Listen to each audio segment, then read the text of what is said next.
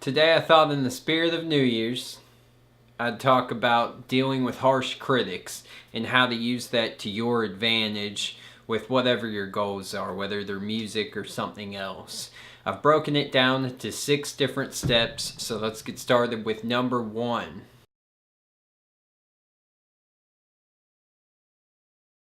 Do you want the truth?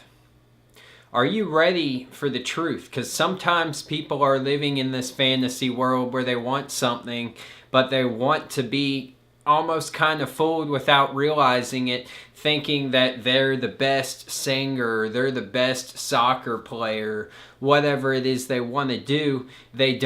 They just aren't mentally prepared for that awakening of where they're really at and how far they have to go. So are you willing to put in the work to get where you want to go with your goals in life?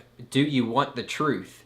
You've got to ask yourself this question, and you've got to be ready to answer to some of the hard challenges that it may involve and some of the hard truths of what your weak points are and where you need to improve.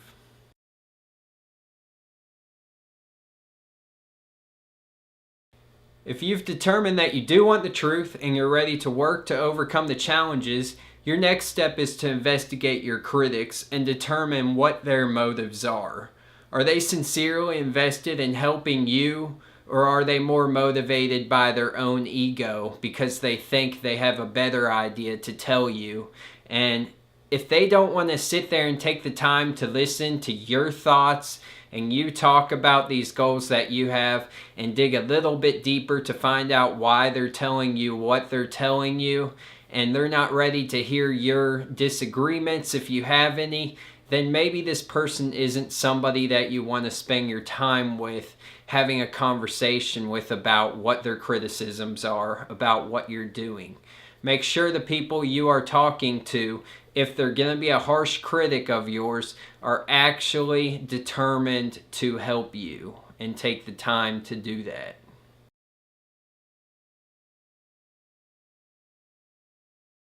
You want to control the conversation, not in a disrespectful way. You don't want to turn your critic off or make them think you don't care, you're not listening.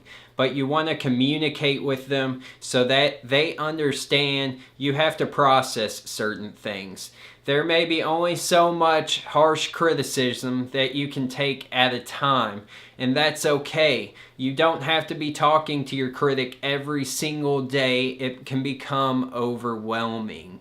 So take a little bit at a time, take time to process it, and then come back to them and talk to them again when you're ready. And when you're talking to them, you want to sort of lead the conversation because they have never been you. No two people in this world are the same. So they may have experience to share with you, but they have not lived in your shoes. So you need to make sure they understand where you are coming from. You need to make sure they're taking the time to hear you out. And you need to dig a little bit further if you don't understand something they're saying. Ask questions. You need to control the conversation.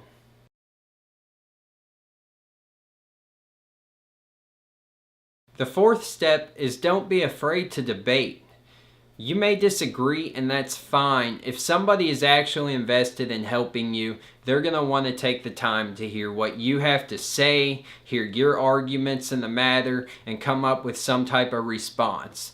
If they can't come up with a response and be willing to work between the two of you to come to some kind of resolution, then it may, again, not be the type of person you want to be taking criticism from. The critic has to understand that there are certain places where you're coming from and that you've spent a lot of time thinking about this thing you want to do, and maybe sometimes their advice is something you immediately agree with. But a lot of the time, you are not going to immediately understand it. You're going to need more of a conversation. You're going to need a debate or even an argument if it's a productive argument. And they've got to be willing to do the hard work in order to help you out.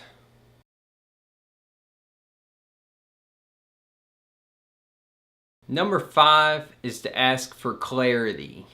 They're going to tell you things that a lot of times you may not immediately understand, or they might tell you a reason not to do something. Well, you want to stand up and you want to say, well, what do you recommend I do instead? Why do you recommend I don't do that? What will be better? How do you think people are going to perceive this if I do this instead of that?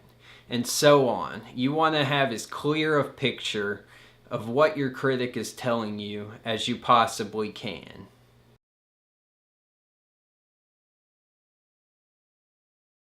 Finally, you want to follow up with your critic. If your critic is actually invested in helping you, you want to respect them by following up after you've taken the time to process their input.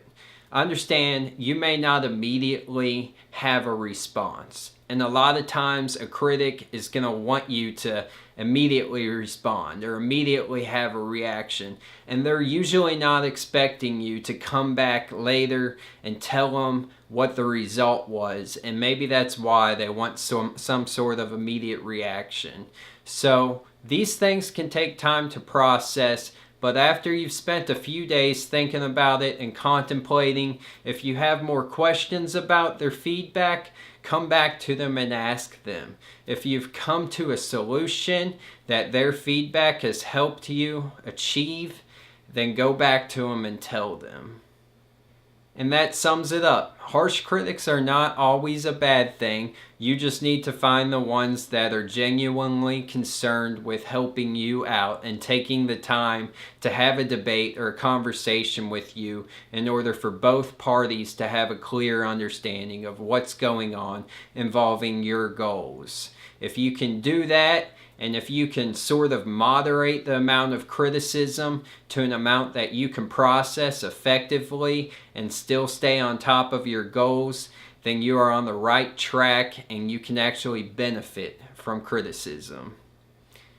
Thank you for watching. If you enjoyed the video, please subscribe and give me a thumbs up. And always, have an awesome day.